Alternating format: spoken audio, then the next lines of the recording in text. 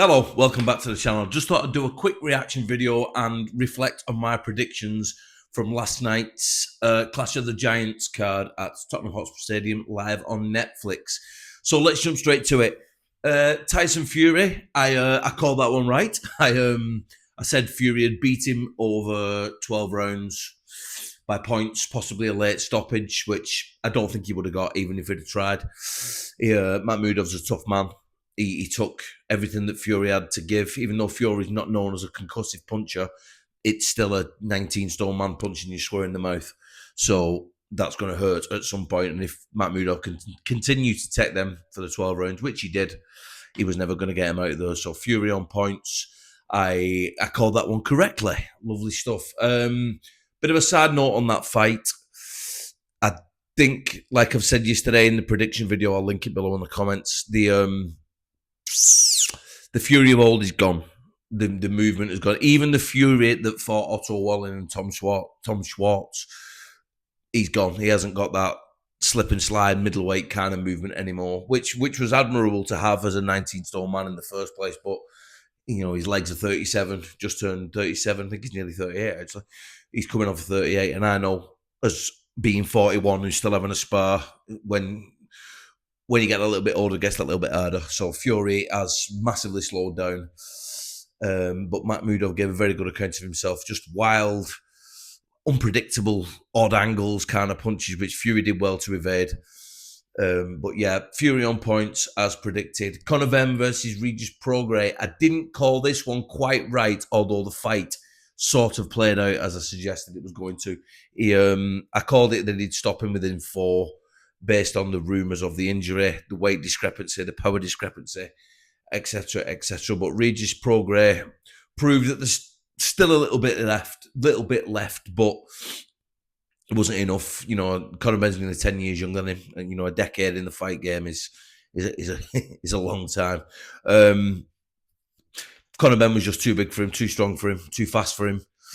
Prograis had some good success. He did have some good success. He caught Benn with a few straight lefts, but as all orthodox fighters know, watching this, me being orthodox, going in with a southpaw is always a nightmare. So Regis Prograis did well to last the 12 rounds, but I believe seeing this morning that he's retired off the back of that, he said it was a good way to go out. 70,000 people at a stadium against a young fighter like Conor Benn. He said it was a good end to his career. So fair play to him. He's had a good career. He's made some money. 2-time world champion. You know, boxed at 3 or 4 different weights. He's had a good career. I do believe as well he was carrying injuries into the fight, which he said. I think he said his rib, his jaw, his ankle, and something else. I've only scanned Reddit. He did say he was carrying some injuries, so the rumours were true, which I could go off on a whole other tangent there about conning the public and saying you were fit and you weren't, and you were never going to win because you were injured, etc., etc. But let's just keep it on the actual boxing side of it. It's Conor Benn was just too big for him, too strong for him, and just outworked him.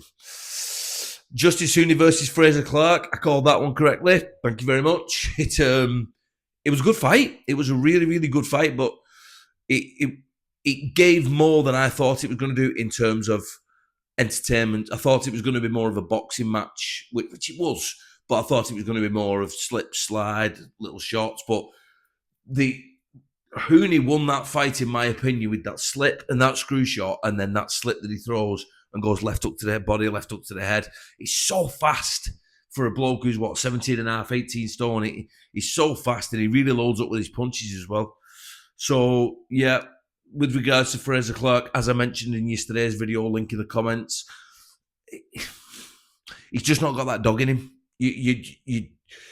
I mean, you do lose that a little bit as you get older. I know that now. You're a little bit softer in sparring. You know, you're not trying to hurt someone in the sense where you punch them in the face, but you're not trying to hurt them as such.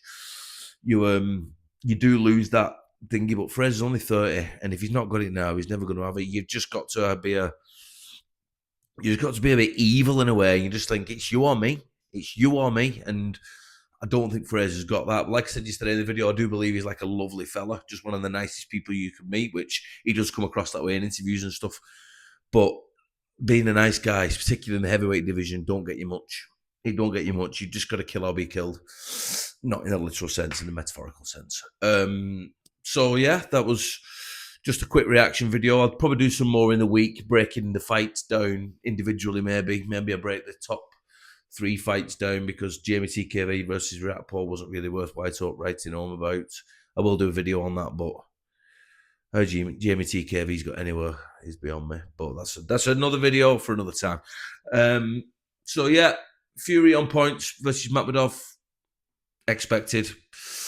Regis Prograis versus Conor Benn going 12. Conor Benn winning probably 8 of the 12. 10 rounds. Sorry, Conor Benn probably winning 7 of the 10 rounds.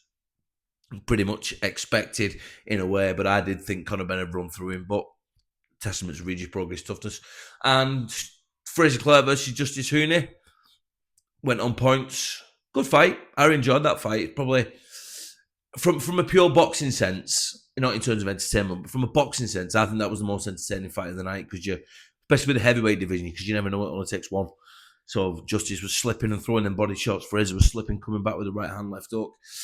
Frazer did get that talk of Joe Gallagher in the corner as well. He basically said, man up. He politely and,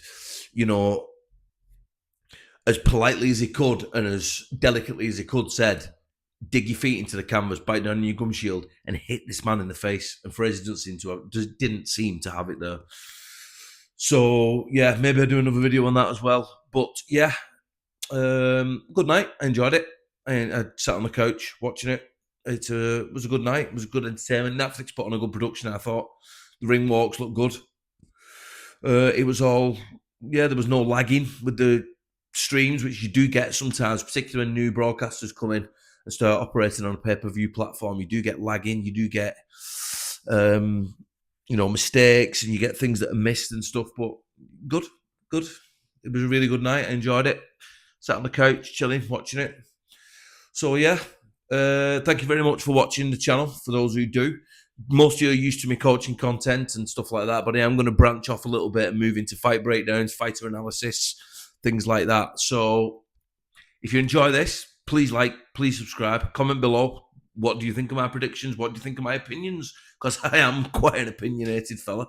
So let me know in the comments anything you'd like me to discuss, anything like that. Just comment below. Let's get a chat going. Let's grow the community. Let's grow the channel.